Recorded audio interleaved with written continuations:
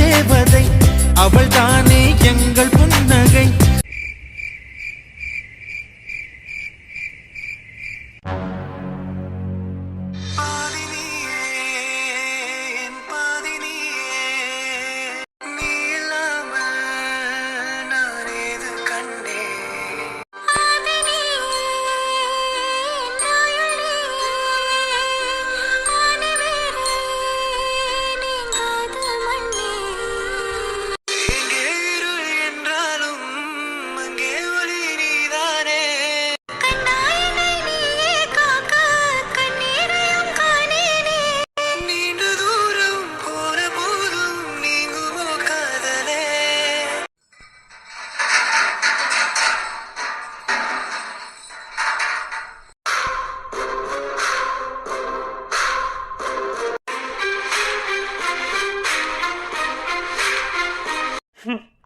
பாத்தியா, உன் நிலைமைய பாத்தியாடா? நீ காலையில வரைக்கும் இந்த தப்ப நான் பண்ணலன்னு சொல்லிட்டு இருந்த உடனே லாக்அப்ல தூக்கி உட்கார வச்சுட்டேன்.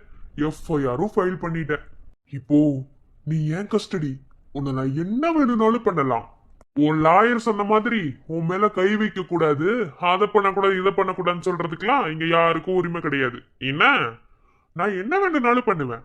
ஆனா உன்னை இப்பெல்லாம் அடிக்க கூடாதுடா. அதுக்குன்னு ஒரு நேரம் வரும். இல்ல, எனக்கு ஒரு விஷயம் புரியல. நான் லஞ்சம் வாங்கினேன்னு எனக்கு மேலதிகாரி கிட்ட சொல்லி கொடுத்து என் வேலையை சஸ்பெண்ட் பண்ணேன். நான் ஒரு ஃப்ராடு, என்ன, நான் ஒத்துக்கிறேன். இப்பவும் நான் அப்படித்தான் இருக்கேன். என்னால மாத்திக்க முடியாது. ஆனா நீ ரொம்ப நல்லவ மாதிரியே எல்லாத்தையும் பண்ணிட்டு நீ இவ்வளவு கேவலமான செயலை செஞ்சுட்டு உட்காந்துருக்க. கொலை பண்ணிருக்கடா, கொலை. ஏய் நிறுத்து, என்ன கொலை பண்ணிருக்க? நான் கொலை பண்ணுங்கிறதுக்காக உங்ககிட்ட ஏதாவது ஆதாரம் இருக்கா? ஆனா நீ லஞ்சம் வாங்கினுங்கிறதுக்காக என்கிட்ட எல்லா ஆதாரமும் இருக்கு. என்ன அப்படியா? நாளைக்கு போஸ்ட்மார்ட்டம் ரிப்போர்ட் வந்துடும், அதுல தெரியும் யாரு கொலை பண்ணிருக்கா கொலை பண்ணலன்னு. அது நாளைக்கு போஸ்ட்மார்ட்டம் ரிப்போர்ட் வந்ததுக்கு அப்புறம் நீ பேசலாம். என்ன, இப்ப வெளியே போ. உன்னோட ரேஞ்சுக்கு நீ என்கிட்ட இருந்து பேசலாமா? நீ எவ்வளவு பெரிய அதிகாரி சொல்லி பார்க்கலாம். என்னடா என்ன ரொம்ப ஓவரா பேசுற? நாளைக்கு உன்னை கோர்ட்ல ப்ரொடியூஸ் பண்றேன். அதுக்கப்புறம் தான் நீ என்ன யாருன்னு பாப்ப. பாருடா, உன்னை ஜெயில களி தின்ன வைக்கிறேன். என்னென்ன பண்ண நீ? உன்னை அவ்வளவு சீக்கிரத்துல நான் சும்மா விட்டுருவேனா? உன்னை அணுவணுமா சித்திரவதை பண்ணணும்டா, அதான்டா எனக்கு வேணும். ஏண்டா, எனக்கு ஒரு விஷயம் புரியல. என்ன, உன் பொண்டாட்டியோட தங்கச்சி, ஐ மீன் உன்னோட கொழுந்தியாதான் இந்த கொலைய பண்ணிருக்கா. அப்புறம் ஏன் நீ பெரிய மனசு பண்ணி இந்த கொலைய ஒத்துக்கிட்ட? கேள்விப்பட்டனே நீ உன் பொண்டாட்டி தனித்தனியா பிரிஞ்சிருக்கீங்களா? என் பொண்டாட்டிக்கு பதில குழந்தையாவ.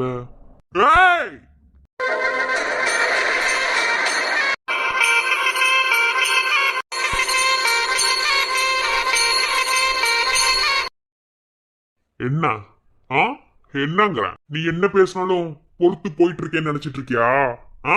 மவனே, சங்க அறுத்துருவேன். என்ன என்னடா மிரட்டுற போலீஸ்காரனுவே? நீ போலீஸ்காரனுக்குலாம் பயப்படுறால? என்ன என்ன சொன்னோடனே கோவம் வருது? அப்ப அப்படிதான். என்ன டேய், வாய போடுறா, ஆளை பாரு. என்னென்ன உன்ன மாதிரி கேவலமான பொறுக்கின்னு நினைச்சியா? இங்க பாரு, நீ எஃப்ஐஆர் ஃபைல் பண்ணிருக்க மாதிரியோ இல்ல என் கொழுந்தியா, ஐ மீன் என் கொழுந்தியா கிடையாது, அவ என் பொண்ணு. என்ன, அவளுக்கு நான் அப்பா மாதிரி. அவ உண்மையை ஒத்துக்கிட்டதுனாலயோ நாங்க ஒன்னும் குற்றவாளி கிடையாது. உண்மையான குற்றவாளி யாருன்னு கூடிய சீக்கிரத்துல உனக்கே தெரியும். அவ தப்பே பண்ணியிருந்தாலும் அவ பொண்ணு, என்னால அவளை இங்க அனுப்ப முடியாது. அதனாலதான் நான் வந்து உட்கார்ந்துருக்கேன். ஒருவேளை அவளை இங்க உட்கார வச்சுட்டு நாம உட்கார்ந்ததுன்னா உன்ன மாதிரி கேவலமானவன் அவளை ஏதாவது பண்ணிட்டா யார் பதில் சொல்றது? அதனாலதான். ஓ, பொத்தி பொத்தி வளர்க்குறீங்களோ? ஆனா நான் நினைச்சா இந்த கேஸ்ல அந்த பொண்ணையும் உள்ள இழுத்து விட்டு மொத்தமா தண்டனை வாங்கி கொடுக்க முடியும். பாக்குறியா? அப்படியா? உன்னால முடிஞ்சதை பாத்துக்கோ. பொறுக்கி படம் இருந்துச்சு வெளிய.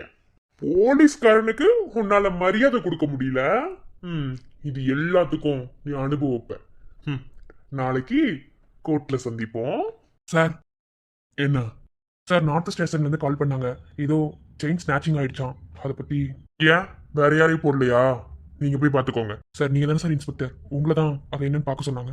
சப் இன்ஸ்பெக்டர் என்ன பண்ணிட்டு இருக்காங்க? சார், கமிஷனர் போன்ல. கமிஷனர்? ஐயோ, முன்னே சொல்லி தர மாட்டியா? தள்ளியா? தம்பி, உங்களுக்கு சாப்பாடு கொடுத்தாங்களே, சாப்பிடலையா நீங்க? இல்ல சார், வேண்டாம், பசி இல்ல. ஏன் தம்பி போய் சொல்றீங்க? சாப்பாடு கொடுத்தாங்க, ஆனா இந்த கேடு கட்டாளு அதை கொண்டு போயிட்டான். எனக்கும் தெரியும், நானும் பார்த்துட்டு தான் இருந்தேன். கேஸ் என்ன இப்படிதானே இருக்கும். ஒருவேளை நம்ம சாப்பிடலைன்னா நம்ம ஒன்றும் குறைஞ்சிட மாட்டோம், ஒன்றும் பிரச்சனை இல்லை. தம்பி, ஒரு உறக்கமான உண்மையை சொல்லவா? ஆக்சுவலா இந்த கேஸ் எடுத்து நடத்தி கொண்டு போறதுக்கு இந்த ஆளு ஒன்றும் போடவே இல்லை. நான் தான் வருவேன்னு சொல்லி இங்க அந்த ஆள் டிரான்ஸ்ஃபர் வாங்கிட்டு வந்திருக்கான். இனி இந்த ஆளு என்னென்னலாம் பண்ணுவானோ. எல்லாமே இங்க காசு தான் தம்பி. காசை வாங்கிட்டு தான் நிறைய பேர் அவங்க இஷ்டத்துக்கு என்னென்னமோ பண்றாங்க. அதுல ஒருத்தன் தான் இவனும். சரி தம்பி, எப்படி அந்த ஆள் போயிடுவான். போனதுக்கு அப்புறம் நான் உங்களுக்கு சாப்பாடு கொண்டு வரேன், சாப்பிடுங்க என்ன. ஐயோ இல்ல சார், வேணாம். தம்பி, நீங்க இங்க பாதுகாப்பா தான் இருக்கீங்கன்னு உங்க லாயருக்கு நாங்க சொல்லணும். ஏன்னா நாளைக்கு உங்களை கோர்ட்ல கொண்டு போய் ப்ரொடியூஸ் பண்ற வரைக்கும் நீங்க இந்த இடத்துல பாதுகாப்பா இருக்கணும். உங்களுக்கு ஏதாவது ஒரு பிரச்சனைனா மேலும் மேலும் ஏதாவது பிரச்சனை வந்துட்டே தான் இருக்கும். கொஞ்சம் இருங்க, அந்த ஆள் போகட்டும். ம். தோழன் என நீ தோளும் கொடுத்து தோல்விகளை ஜெயித்திட வருவார். சோகம் எதையும் உன்னுள் மறை புன்னகையை எனக்கென தருவார். கண்ணிமையில் என்னை நீ அடைக்காத்து தூங்கிடவும் மறப்பாய் என்னை பார்த்து வாழ்வாயே நீ நிழலாய். நித்யா, அதுவா இப்ப ஏன் நித்யா அழுதுட்டே இருக்க? அழுது எதுக்கு உன் எனர்ஜி வேஸ்ட் பண்ணிட்டு இருக்க? இது வரைக்கும் நீ அழுது பத்தாதா? இன்னுமா அழுது நீ உன் எனர்ஜி வேஸ்ட் பண்ணிட்டே தான் இருக்கணுமா? மாமா என்ன சொன்னாரு? இல்லடா பிரபா, டேய் உன் முன்னாடி நான் உட்காந்துருக்கிறதுக்கு தகுதியானவளாடா. நீ ஏன்டா என் வாழ்க்கையில வந்த? பாரு எவ்வளோ பெரிய விஷயம் நடந்துருச்சு. ஏய், பைத்தியக்காரி மாதிரி பேசாத. முதல்ல நம்ம எல்லாரும் பண்ண தப்பு என்ன தெரியுமா? அன்னைக்கு இவன் உன்னை எடிட் பண்ணி வச்சிருக்கான், அதை நெட்ல போட்டுருவான்னு சொல்லி மிரட்டான்னு சொல்லி இவனுங்களாம் சண்டை போட்டானுங்கல்ல. அந்த அன்னைக்கே போய் விக்ரமா சார்கிட்டயாவது இல்லைன்னா மகேஷ் சார்கிட்டயாவது இதை நம்ம சொல்லியிருந்திருக்கணும். நம்ம பண்ண தப்பு தான் இவ்வளவு தூரம் கொண்டு வந்து விட்டுருச்சு.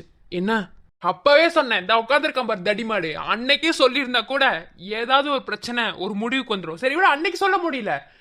இவ்வளோ தூரம் வந்ததுக்கு அப்புறமாவது கடைசி நிமிஷத்துலயாவது சொல்லியிருந்திருக்கலாம்ல. டேய் பேசாம இருடா. அவ சொல்லாம இருந்ததுக்கு பின்னாடி வேற என்ன வேணும்னாலும் காரணமா இருந்திருக்கலாம்டா. நம்மளாம் ஆம்பளை பசங்கடா, பொண்ணுங்க அப்படி கிடையாது. பொண்ணுங்க இயற்கையானவே ரொம்ப மென்மையானவங்கடா. அவங்களுக்குள்ள ஒரு விஷயத்த போட்டு புதைக்கிறாங்க அப்படின்னா அது எதுவும் காரணம் இல்லாமலாம் இருக்காது. நித்தியமா அதுதான் பண்ணியிருக்கான். விடு, அந்த நாய் செத்து போனதே பரவாயில்லதான். செத்து போடுறது பரவாயில்லதான், ஆனா என்னால மாமா ஜெயிலுக்குள்ள இருக்காரு. இதுக்கு எப்படி முடிவு கிடைக்க போகுதுன்னு எனக்கு தெரியல. நினைக்கும் போதே ரொம்ப பயமா இருக்கு.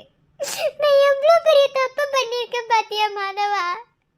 பேசாம நான் செத்து போயிருந்தா கூட இவ்வளவு தூரம் பிரச்சனை வந்திருக்காதுல்ல. இதுக்கு தான் நான் அன்னைக்கே சூசைட் பண்ண போனேன். அன்னைக்கும் மாமா வந்து தடுத்துட்டாரு, இன்னைக்கும் மாமா தானே என்ன காப்பாத்திருக்காரு. சத்தியமா மாமா இல்லைன்னா நாள ஒண்ணுமே இல்லை. நீ மட்டும் இந்த விஷயத்துல தப்பு பண்ணலக்கா, நாங்களும் தான் தப்பு பண்ணியிருக்கோம். தயவு செஞ்சா அல்லாத. மாமா உன்னை தைரியமா இருக்க சொல்லியிருக்காரு. மீனாட்சி அக்கா வந்திருக்காங்க, கண்டிப்பா எப்படியாவது மாமா வெளியே கொண்டு வந்துருவாங்க. நீ அழுது அழுது நொந்து போகாதடி. முதல்ல உன் விஷயத்துல நான் பண்ண தப்பு என்ன தெரியுமா? உன்னை நான் ஈஸியா விட்டுட்ட பாத்தியா? இதே நம்மளுக்கு ஒரு அண்ணன் இருந்திருந்தா தப்பு எது சரியாதுன்னு பார்த்துருந்துருப்பான். அப்பா இல்லாததுக்கு அப்புறம் நான் உங்க எல்லாத்தையும் நல்லா பார்த்துருந்துருக்கணும்னு நான் நினைச்சிருந்தா, ஒரு பொறுப்பானவன் நான் இருந்திருந்தா உனக்கு இப்படி வந்திருக்காதுல்ல. தயவு செஞ்சா அழாத. இனிமே நான் பாத்துக்கிறேன். ஆனா எப்படி இருந்தாலும் மீனாட்சி அக்கா வெளியே கூட்டிட்டு வந்துருவாங்க மாமாவை. நீ அழுகிறது ரொம்ப கஷ்டமா இருக்குடி, அழாத.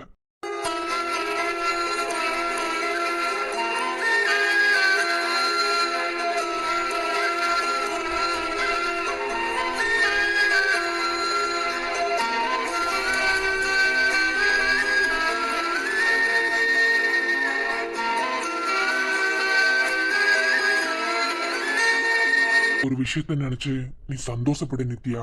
என்ன, அப்படிப்பட்ட கேவலமான ஒரு ஜென்மம் இந்த உலகத்துல இருந்தா இன்னும் எத்தனை பொண்ணுங்களோட வாழ்க்கையை நாசம் பண்ணும்னு தெரியல.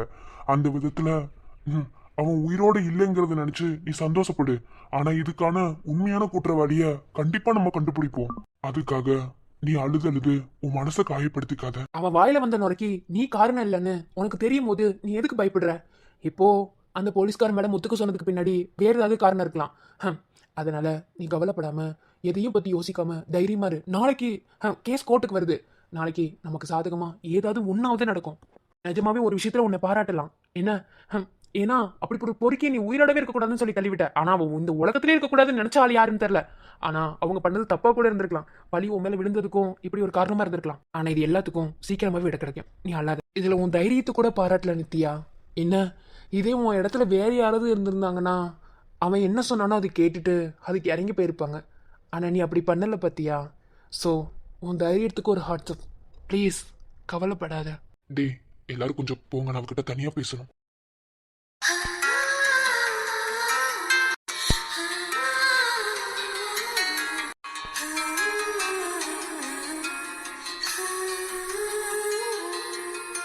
அன்னைக்கு நைட்டு என்கிட்ட ஒரு கேள்வி கேட்ட ஞாபகம் இருக்கா?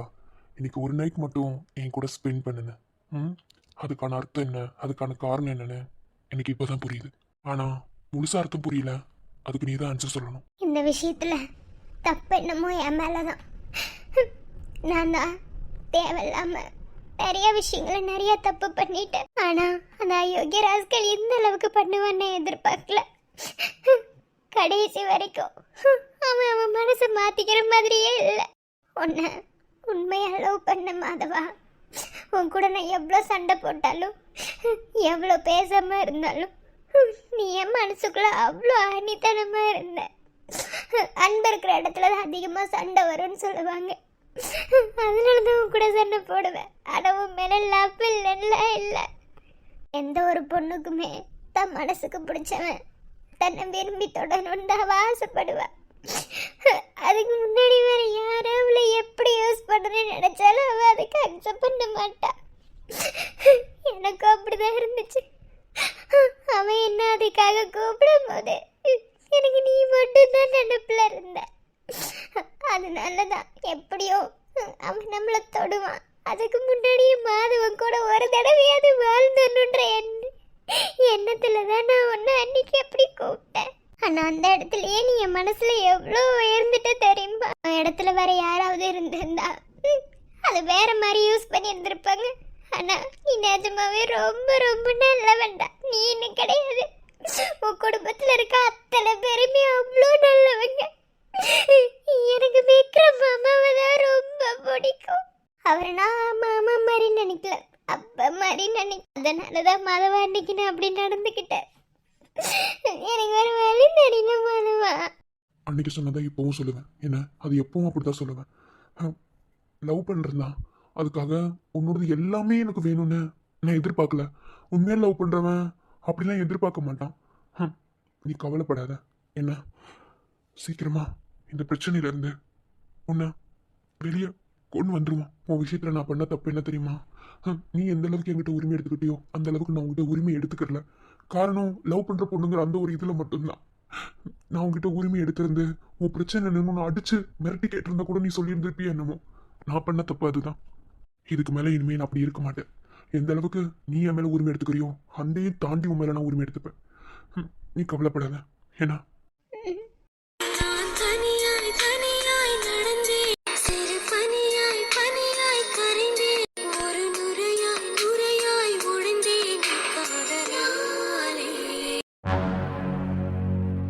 சமந்தி, சமந்தி, சித்தி சித்தி சமந்தி.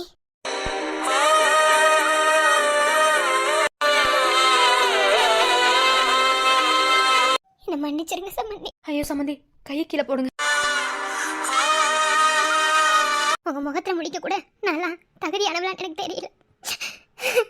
எனக்கு என்ன பண்றதுன்னு தெரியல. முதல்ல கையை கீழே இருக்குங்க சமந்தி. இதெல்லாம் நம்ம நினைச்சா பார்த்தோம். விடுங்க, ஒன்றும் பிரச்சனை இல்லை. இல்ல சம்மதி, இன்னும் உங்களுக்கு எவ்வளவு வலியை தானே கொடுக்க போறேன்னு தெரியல. ஏற்கனவே ஒருத்தி வாழ வெட்டியா வந்து இங்க உட்காந்துருக்கா. இப்போ இன்னொருத்தியால மாப்பிள்ளை ஜெயிலுக்கு போக வேண்டிய சூழ்நிலை. இன்னும் எங்க குடும்பத்தால என்னென்ன சித்திரவதை நீங்க அனுபவிக்க போறீங்கன்னு தெரியல. ஐயோ சித்தி, ஏன் இப்படி பேசுறீங்க? அதெல்லாம் ஒண்ணும் இல்ல. ஐயோ சித்தி, இப்ப என்ன நித்யாவை கொலை பண்ணா உண்மையாவே குற்றவாளி வேற யாரோ கண்டிப்பா கண்டுபிடிச்சிடலாம். எதுக்கு இவ்வளவு அழுகுறீங்க? இல்லம்மா, இன்னும் எவ்வளவு வலியை தான் நான் கொடுக்க போறேன்னு எனக்கு தெரியல. பொண்ணுங்களை பெத்து வச்சு அவளுங்களை வளர்த்து ஆளாக்கி கல்யாணம் பண்ணி கொடுக்கறது அவ்வளவு ஈஸியான விஷயமே கிடையாது. அந்த விதத்துல நல்ல வீட்டுல தான் எல்லாத்தையும் கட்டி கொடுத்தா நினைச்சேன். ஆனா கடைசியா பிறந்தவளை இப்படி பண்ணுவான்னு எதிர்பார்க்கல. நிஜமாவே உங்களை மாதிரி பிள்ளைங்களை யாருனால வளர்க்க முடியும்னு எனக்கு தெரியல. அத்தனை பெரிய தங்கமா வளர்த்து வச்சிருக்கீங்க. அதெல்லாம் ஒன்றும் இல்லை, நீங்கள் விடுங்க. இதெல்லாம் நடக்கணும்னு இருந்திருக்கு, நடந்துருச்சு, அவ்வளோதான். மற்றபடி வேற ஒன்றும் கிடையாது. நாளைக்கு கோர்ட்டில் கேஸ் வருதுல்ல, பார்த்துக்கலாம். நம்ம பிள்ளைங்க தப்பு பண்ணலைன்னா கண்டிப்பாக நம்ம பிள்ளைங்களோட நியாயம் ஜெயிக்கும். நீங்கள் கவலைப்படாதீங்க சம்மந்தி.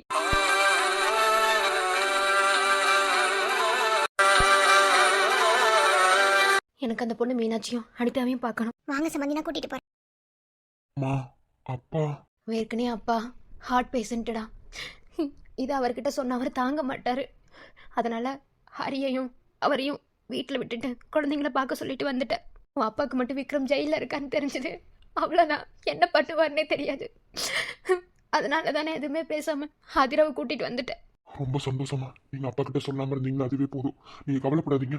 எப்படியாவது நம்ம விக்ரம வெளியே எடுத்துடலாம். நீங்க அல்லாதீங்கம்மா, போங்க. சரிடா.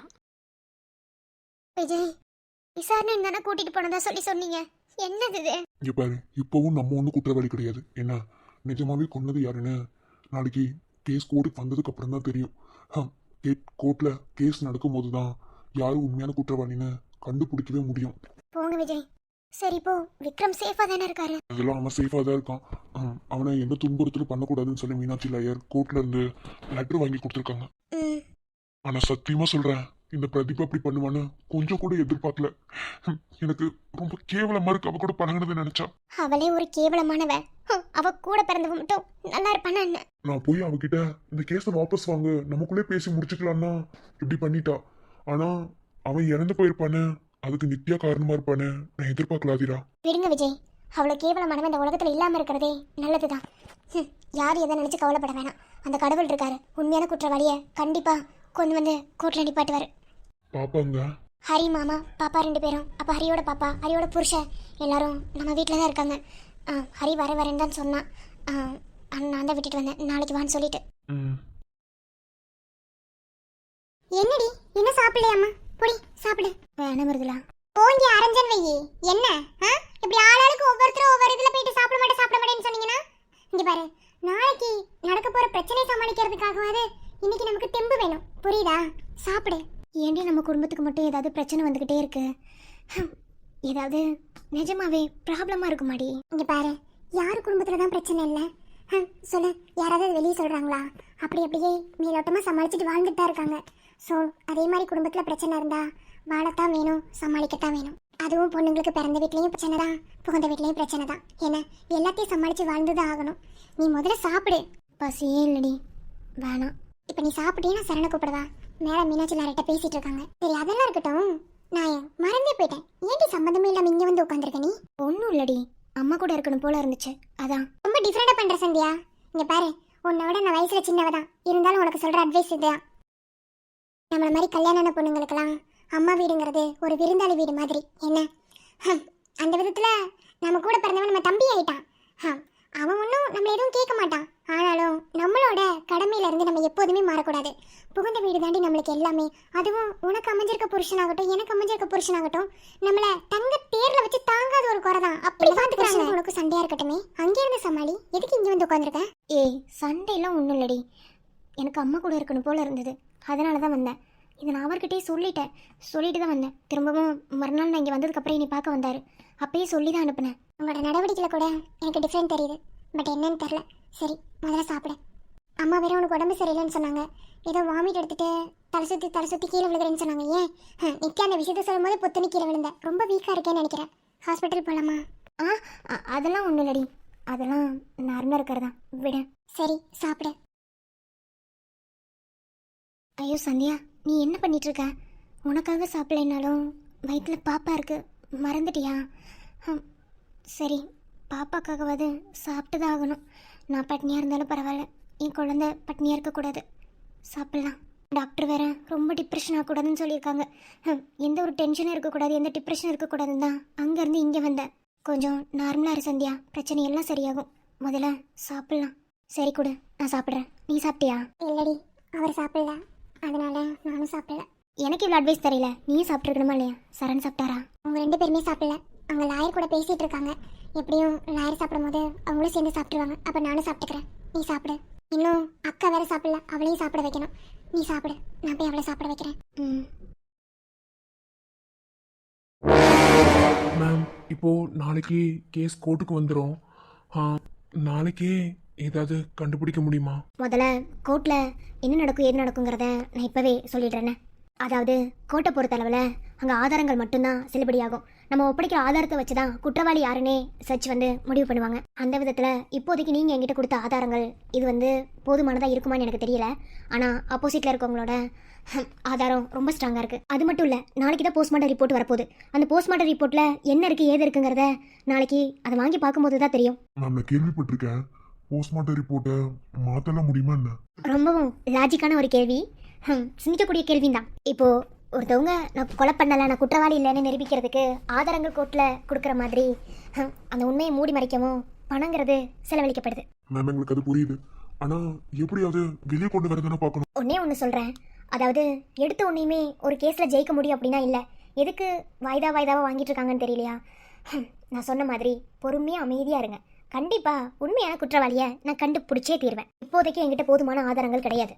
நாளைக்கு கோர்ட்டில் கேஸ் எப்படி இருக்குது, அவங்க சைடில் இருக்க லாயர் எப்படி வாதாடுறாரு, நாளைக்கு ஜட்ஜ் கொடுக்க போகிற தீர்ப்பு, இது எல்லாத்தையும் வச்சு தான் நாளைக்கான டேவே நம்ம முடிவு பண்ண முடியும். எனக்கு நீங்கள் பண்ண வேண்டிய ஹெல்ப் என்னன்னா, என்னை நம்பி தைரியமாக இருந்தால் போதும். இவாருங்க இப்ப சொல்றேன், என் பொண்டாட்டியை நம்பிட்டே வச்சுக்கோங்களேன், சத்தியமா கேஸ் ஜெயிச்சதுக்கு அடுத்து எத்தனை பாரு நாளா விசில் அடிச்சிருக்கேன் தெரியுமா?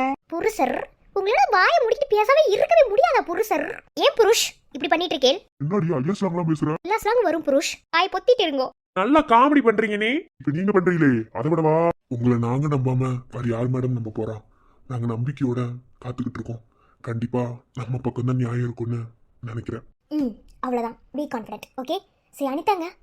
அண்ணி அம்மா அத்தை 3 பேருக்கு வந்து பேசிட்டு இருக்காங்க. சரி ஓகே, நாளைக்கு அவங்களையும் நான் குற்றவாளி கொண்டல ஏற்ற வேண்டியது இருக்கு. ஸோ அவங்க கிட்ட சில விஷயங்களை பேசணும், நித்யா கிட்ட சில விஷயங்களை பேசணும். அதை பற்றி நான் பேசுகிறேன், ஓகேவா? அப்புறம் அந்த பையனோட அக்கா பற்றின ஃபுல் டீட்டெயில்ஸ் எனக்கு வேணும். விஜய், அவங்க உங்கள் ஃப்ரெண்டு தான் நீங்கள் சொன்னீங்க. ஸோ அவங்கள பற்றின டீட்டெயில்ஸ் எனக்கு கொடுக்க முடியுமா? கண்டிப்பா மேம், எல்லாமே தரேன். ஓகே, சரி ஓகே, தைரியமாக போய் எல்லாரும் தூங்குங்க. நாளைய பொழுது நமக்குன்னு நினைப்போம்.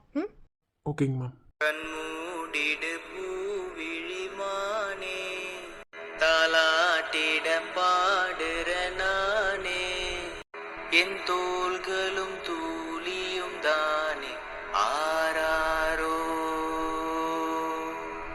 ஆரீரோ,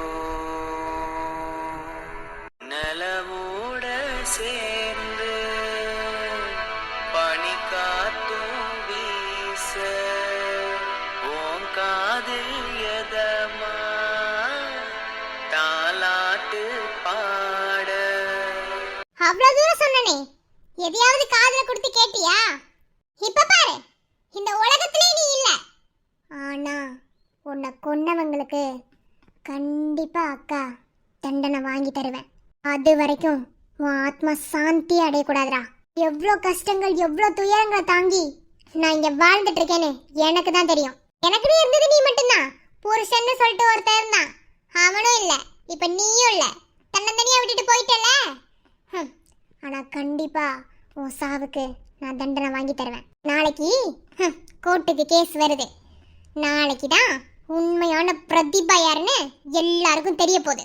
என்னடா இவ நம்ம செத்து போனதுக்கு அழுகாம இப்படி பண்ணிட்டு இருக்காளேன்னு நினைக்காத. என்னை பொறுத்தளவுல நீ எனக்கு தம்பியே இல்ல. இது வரைக்கும் ஸ்ட்ராங்கான ஒரு ஆதாரம் எனக்கு எதுவும் கிடைக்கல. ஆனா இப்ப கிடைச்சிருச்சு. ஒருத்தன் செத்துட்டா அவனுக்கு இந்த மாதிரி மாலையை போட்டு முடிச்சு விட்டுருவானுங்க. அதுதான் இங்க நடக்கிறது. அவ்வளவுதான். உருப்படியா இருந்திருந்தீனா ஏதோ கொஞ்சம் நஞ்சம் சோற போட்டு உன்னை நான் வளர்த்துருந்துருப்பேன். உன் வாழ்க்கை இப்படிதான் போகணும், உன் தலையிலுக்கு இப்படிதான் போகணும்னா அதுக்கு யாருனாலும் எதையும் மாற்ற முடியாது. ஆனா ஏன் நெஞ்சுக்குள்ள கொதிச்சிட்டு இருக்க அந்த நெருப்பை அணைக்கவே முடியாது. இனிதான் ஒவ்வொரு நிமிஷமும் அந்த விஜய் குடும்பம் துடியா துடிக்கணும். அதை பார்த்து நான் சந்தோஷப்படணும். அது வரைக்கும் ஓய மாட்டாடா அந்த பிரதிபா, ஓயவே மாட்டா.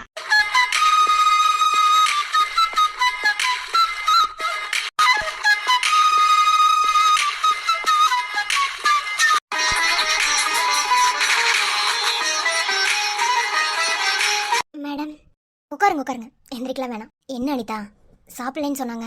எப்படி மேடம் சாப்பாடு இறங்கும்? அங்க என் புருஷன் சாப்பிட்டாரா இல்லையான்னு தெரியல. அவர் என்ன பண்ணிட்டு இருக்காரு? இந்த மாதிரி ஏகப்பட்ட யோசனை. அனிதா, அக்ரிமெண்ட் மேரேஜ் பண்ணியிருக்கீங்க, ஞாபகம் இருக்கா? மேடம், அக்ரிமெண்ட்டை கடந்து நான் அவரை எவ்வளோ காதலிக்கிறேன்னு இப்போதான் மேம் புரியுது. சரி ஓகே, நான் அக்ரிமெண்ட் பற்றிலாம் பேச வரல. இங்கே பாருங்க, நாளைக்கு கோர்ட்டில் விசாரிக்கும் போது உங்களை தான் நானும் குற்றவாளி கூண்டில் ஏற்றுவேன். அப்போ என்ன நடந்துச்சோ அதை பயம் பார்த்துட்டு இல்லாமல் ஓப்பனாக சொல்லுங்க. ஏன்னா நம்ம பக்கம் நியாயம் கிடைக்கணும் அப்படின்னா நம்ம சில இடத்துல உண்மை பேசுறது தப்பில்லை. ஸோ பயப்படாம என்ன நடந்துச்சோ அதை ஓப்பனாக சொல்லுங்க. ஓகேவா? பயம் வேண்டாம். சரிங்க மேடம். நாளைக்கு தான் இந்த கேஸ் கோர்ட்டுக்கு வருது. ஸோ நாளைக்கே நம்மளுக்கு நியாயம் கிடைக்கும், குற்றவாளி கண்டுபிடிச்சிட முடியும் அப்படின்னா அது 100% சொல்ல முடியாது. 100ல் ஒரு 50% வேணா அப்படி சொல்லலாம். ஆனால் செகண்ட் வாய்தால கண்டிப்பாக என்கிட்ட இருந்து குற்றவாளி தப்பிக்கவே முடியாது. ஸோ ரொம்ப கான்ஃபிடென்ட்டாக தைரியமாக இருக்குன்னு சொல்கிறேன். கண்டிப்பாக இருக்கேன் மேடம். மேடம் எனக்கு ஒரு ஹெல்ப் பண்ண முடியுமா? நான் அவர்கிட்ட பேசணும் மேடம். இம்பாசிபிள். அவர் ஜெயிலில் இருக்காரு, அவர்கிட்ட எப்படி பேச முடியும்? அதுவும் அந்த இன்ஸ்பெக்டரை பார்க்கும்போது அவன் ஒரு கிறுக்க மாதிரி எனக்கு தெரியறான். அப்புறம் எப்படி? இல்லை மேடம், அவரை நான் பார்க்கணும், இல்லைனா பேசணும் மேடம். ப்ளீஸ் ஏதாவது பண்ணுங்க. சரி ஓகே, நான் கால் பண்ணுறேன்.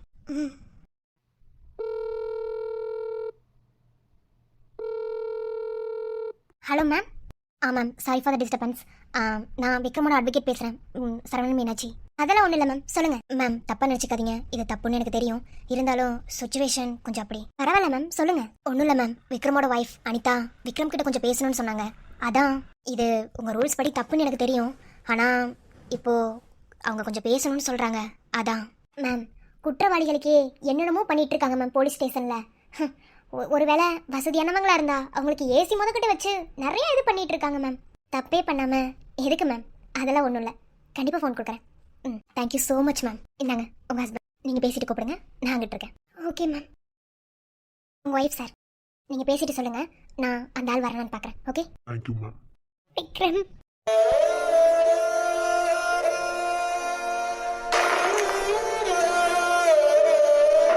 அனிதா,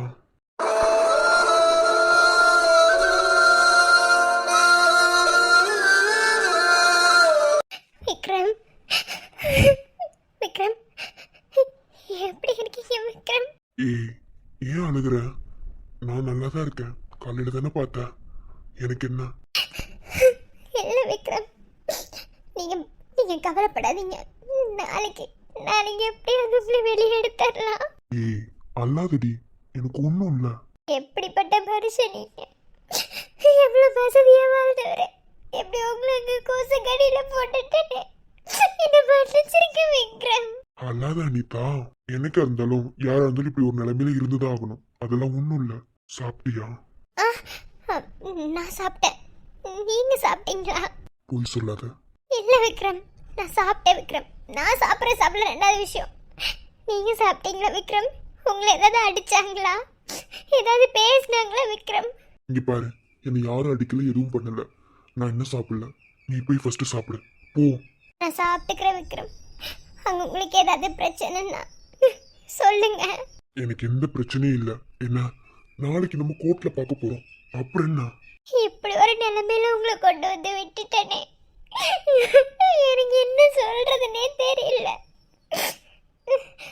சாப்பிடுங்க விக்ரம், சாப்பிடாம இருக்காதீங்க ப்ளீஸ். நீங்க பசி தாங்க மாட்டீங்க, சாப்பிடுங்க. யார் சொன்னது நான் பசி தாங்க மாட்டேன்னு? சிரிக்காதீங்க விக்ரம், எனக்கு தெரியும் உங்களை பத்தி. அப்படியா? எவ்வளவு தெரியும்? இந்த நேரத்துல கூட என்ன வம்பிழுக்கணும் அப்படிதானே? யோ, முதல்ல சாப்பிடியா, உடம்பு வீணாக்காத, சாப்பிடியா. என்ன மரியாதை குறையுது? எனக்கு சாப்பிட்டுக்க தெரியும். இல்ல ஒருவேளை சாப்பிடலைனாலும் நான் ஒன்றும் குறைஞ்சிட மாட்டேன். நீ போய் சாப்பிடு. எப்படி விக்ரம் உங்களை அங்க விட்டுட்டு நீங்க சாப்பிட்டீங்களா சாப்பிடலையான்னு தெரியாம நான் எப்படி விக்ரம் சாப்பிடுறது? என்னால அது முடியாது. பாரு, ரொம்ப தான் அக்கறை. சரி ஓகே, அக்கறையில ஒன்றும் பட தேவையில்ல. நான் சாப்பிட்டுக்கிறேன். நான் கண்டிப்பா சாப்பிடுவேன். உன் மேல ப்ராமிஸா. நீ சாப்பிடு. வைக்கட்டுமா? நாளைக்கு என்ன நடக்க போகுதுன்னு எனக்கு தெரியல. ஆனாலும் ஒரு நம்பிக்கையோட தான் நாங்க வர்றேன். நீங்க கவலைப்படாதீங்க, இங்க நம்ம பக்கம் தான் எல்லாமே கரெக்டா இருக்கும். சரியா? சரிம்மா, பாத்துக்கலாம். பை. விக்ரம். விக்ரம், ஒரே ஒரு தடவை உங்க வாயால என்ன டீ போட்டு கூப்பிடுங்க ப்ளீஸ். முகவரி காற்றை அறியுமே, என்னை உன் மனம் அறியாதா? சொல்லுங்க விக்ரம். போன வைடி பொண்டாட்டி. பூட்டி வைத்த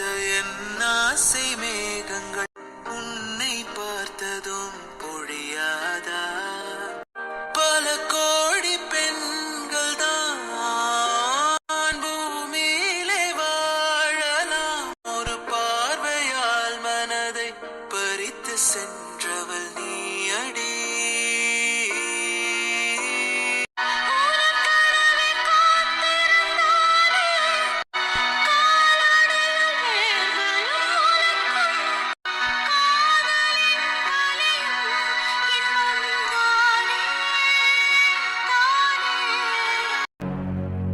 இப்ப மீனாட்சி லாயர் என்னதான் சொன்னாங்க? அவங்க நாளைக்கே இந்த கேஸ் முடிஞ்சிரும், நாளைக்கே ஒரு ரிசல்ட் வந்து கொடுக்க முடியும் அப்படின்ற மாதிரி அவங்க எதுவுமே பேசல.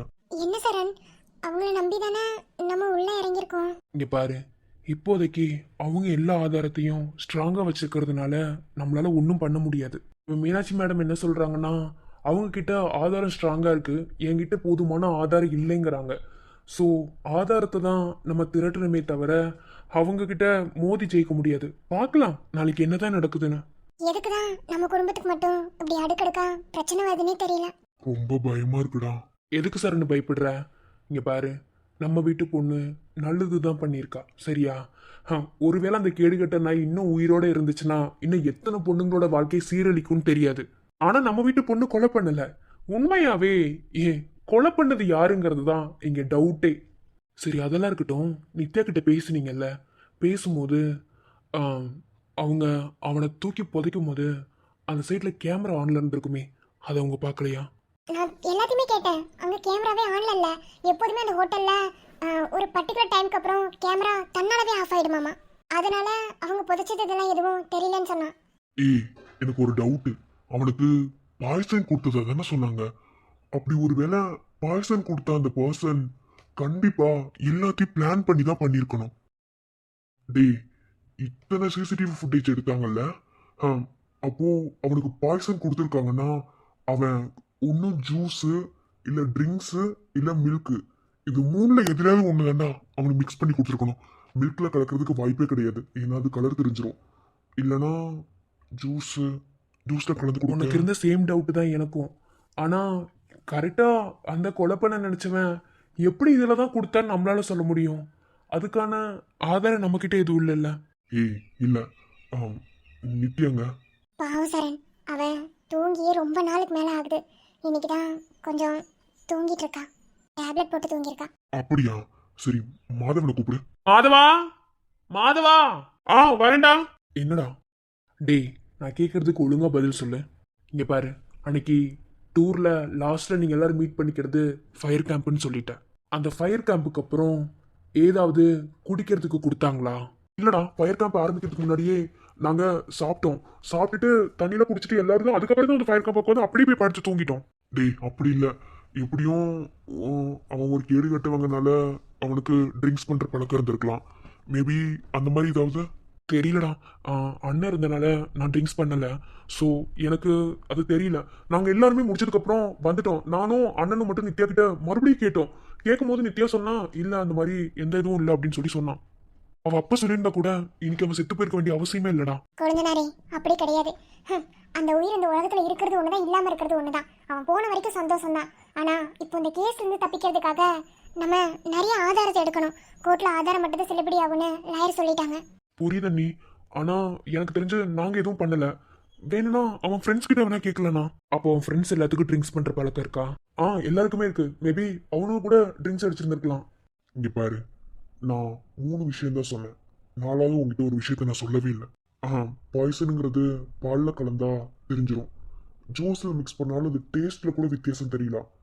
ஆனா சரக்கு அப்படி கிடையாது, அது ஒரு கசக்கிற பொருள், ஆல்கஹால். ஏன் அந்த கொலை பண்ண நினைச்சவன் சரக்குல பாய்சன் மிக்ஸ் பண்ணிருக்க கூடாது? மேபி எனக்கு கூட இந்த யோசனை வருது.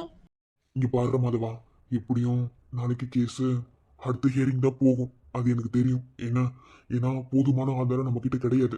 இருந்தாலும் நம்ம முயற்சி பண்ணலாம். முடிஞ்ச அளவுக்கு நம்ம ஆதாரத்தை திரட்டணும்.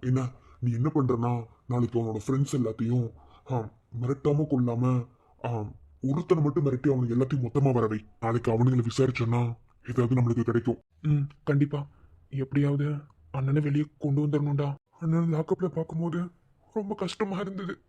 நமக்கு எல்லாத்துக்கும் நல்லதை சொல்லி கொடுத்தவர் லாக்கப்ல பார்க்கும்போது மனசே தாங்கலடா. இப்படிலாம் ஒரு சூழ்நிலை வரும்னு எதிர்பார்க்கல. சரி விட, எப்படி இருந்தாலும் நம்ம பக்கம் நியாயம் இருக்கும். நம்ம ஜெயிச்சிடலாம். நீ இப்ப பண்ண வேண்டியது அவனுக்கு ஃப்ரெண்ட்ஸ் எல்லாத்தையும் சத்தம் போடாம வர வைக்கிறது தான். எனக்கு என்னமோ அவனுங்க கிட்ட தான் ஏதோ விஷயம் இருக்கும்னு எனக்கு தோணுது. கண்டிப்பா வர வைக்கிறேன்டா. மாதவா, ஃபீல் பண்ணாதீங்க. எல்லாத்துக்கும் கஷ்டம் தான். என்ன, நம்ம தைரியமா தன்னம்பிக்கையோட போராடுவோம். இப்போ உண்மையை ஒத்துக்கிட்டதுக்கான காரணம் உண்மையான குற்றவாளியை கண்டுபிடிக்கிறதுக்காக தான். கடைசி வரைக்கும் நம்ம ஒத்துக்காம போனோம்னா குற்றவாளியை தப்பிக்க விட்டதுக்கு நாமளே ஏதோ வழிவகுத்து கொடுத்த மாதிரி ஆயிடும். அதனாலதான் நித்யா உண்மையை ஒத்துக்கிட்டா மாமா ஜெயில இருக்காரு. ஏன்னா யாரும் எதை நினைச்சு வருத்தப்படாதீங்க. பாத்துக்கலாம்டா. சரியா, நீ இதை மட்டும் பண்ண. எனக்கு அண்ணன் வெளியே வந்துட்டா போதும், எந்த பிரச்சனையும் இல்லாம. நித்யாவும் மனசு நிம்மதி இல்லாம தான் இருக்கா. ஒரு பொண்ணு இந்த உலகத்துல பொண்ணா வாழவே விட மாட்டாங்க யாருமே. ரொம்ப கஷ்டமா இருக்கு இந்த பொண்ணுங்களை நினைக்கும் போது. அது ஒரு கசப்பான உண்மை. பொண்ணுங்களா பிறந்தா அவங்கள அந்த உலகத்துல வாழ விட மாட்டாங்க. 4வது படிக்கிற குழந்தைய ஒரு நாயை சீரழிச்சிருக்கு. இல்லைனா வரதட்சணை கொடுமை பண்ணி கொள்றாங்க. இல்லைனா ஸ்கூல் வாத்தியாரு தப்பா நடந்து அந்த பொண்ணை சாகுற மாதிரி சூசைட் தாட்டுக்கு கொண்டு போறாங்க. ஒன்றும் தெரியாத பிஞ்சு குழந்தைய நாசம் பண்றாங்க, அதை கொள்றாங்க. இதோ நம்ம நித்யாக்கு நடந்த மாதிரி இந்த மாதிரி ஏதாவது பிளாக்மெயில் பண்ணி அந்த பொண்ணை சாவடிக்கிறது பண்றாங்க. ஒரு பொண்ணு அவன் நினைச்ச மாதிரி இந்த உலகத்துல வாழவே முடியாது. இந்த சமூகம் வாழவே விடாது.